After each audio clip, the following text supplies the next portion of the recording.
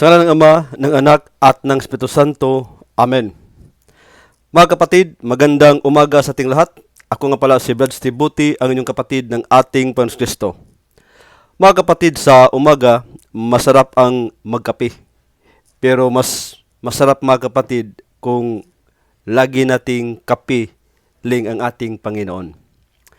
Sa umagang ito mga kapatid, magbigay tayo ng komentary na laging sinasabi ng mga sabadista na ang mga encyclopedia, ang mga referensya, mali. Hindi dapat gamitin kasi mali ang mga encyclopedia, mga referensya. Kailangang Biblia lang ang dapat gamitin mga kapatid.